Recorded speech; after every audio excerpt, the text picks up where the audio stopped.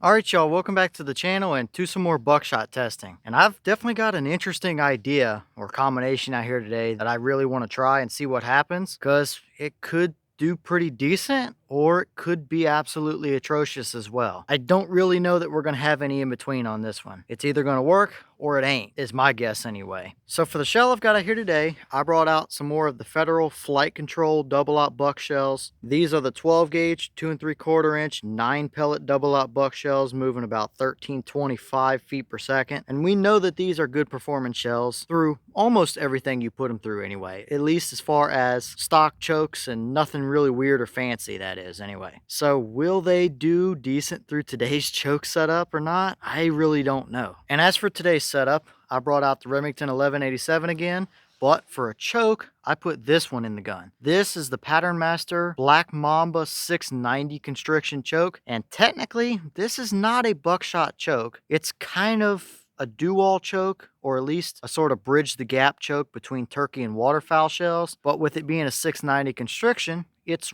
roughly about the same constriction as the stock full choke in this gun, which did very well with those shells. But this Black Mamba choke has the gas over constriction coil zone technology stuff that they have in their Patternmaster chokes. So will that gas over constriction help or hurt these flight control wads and the buckshot load itself? I don't know. Maybe, maybe not. So it's definitely going to be pretty interesting to see what happens through this kind of choke anyway. So as for our test today, everything is the same as always. We have the big sheet of paper down at 40 yards. I also have the chronograph so we can get our speed. And if it's a good pattern, I also have some templates out here today that we can lay up over it and get a better reference point. But those are kind of going to depend on if it completely ruins our pattern or not. I hope we get a good pattern, but we may not at the same time. But either way, let's head over here and shoot this combination and see what happens.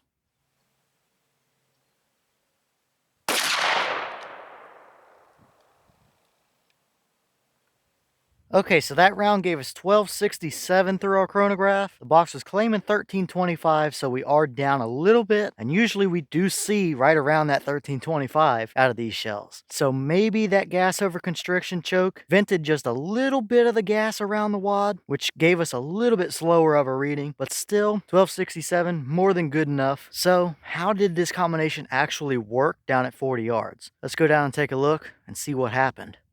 Alright, so now we're down here at our 40-yard paper, and this is what we got. Now, for reference, the white dot was my point of aim there, and the whole paper is 36 inches wide by maybe a little bit more than 36 inches tall. And this is our spread here. And as we can see, I did measure it, and it gave us 17 3/4 inches from the top pellet all the way down to the lowest pellet there. So by the numbers, that's not a terrible spread. We have seen a little bit tighter out of these flight control buckshot shells, but overall, by the numbers alone, it's not too terrible. And we very clearly have all 9 pellets on the paper here, but they are kind of a string. And another thing that's really pretty interesting here is that we have 3 kind of couplets there, 2 down there and 1 up here, that are just kind of flying in pairs. It's really pretty interesting to see. I wouldn't call it a bad spread at all for a buckshot shell, but it does look a little bit goofy, or at least not quite like we normally see out of these particular shells. So seeing this, I brought out both the 10-inch circle and the deer template, and I think that'll give us a pretty good picture of what's going on. So let's start out by throwing a 10-inch circle up and see how many we would have gotten in our core area if we would have taken this shot out in the field. Alright, so here's our 10-inch circle, and as we can see, we have 3 definite pellets within there, and 1 over on the left side that might have just barely halfway clipped the edge of it. So 3.5 pellets or so. Number-wise, that's about average for a buckshot shell. Definitely nothing special, but I think we can pretty clearly see how this little stringy couplet looking pattern is not the most ideal necessarily if we were aiming to hit everything within a 10-inch circle. But let's throw the deer template up and see what would have happened if you would have taken this particular shot on a deer. Would you have gotten it or not?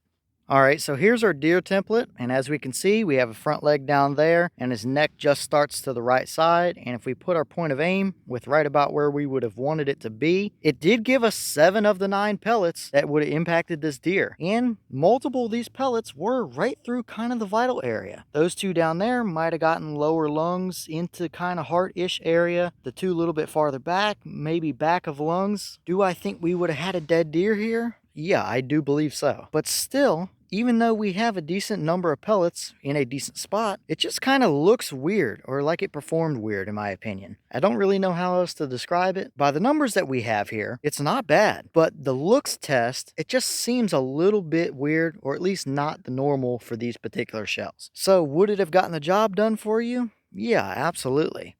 Okay, and here's the wad we had in that shell, and overall, it looks pretty much normal for a flight control wad. Nothing really too out of the ordinary to see, other than you can see at the front quarter of this wad here, you can see where it's scuffed the inside of the bore or the inside of the choke, which is normal, but that does not continue down the rest of this wad, which is typically what we see, at least some scuff marks down most of the wad. So that might show us a little bit of what's happening with that gas over constriction, that this wad started to impact the choke, the gas overtook it, squeezed it down, and let the back end of it kind of move through the choke without actually impacting anything, at least severely hard, that is. So maybe a little bit interesting to see here, but other than that, really not anything too special to take note of.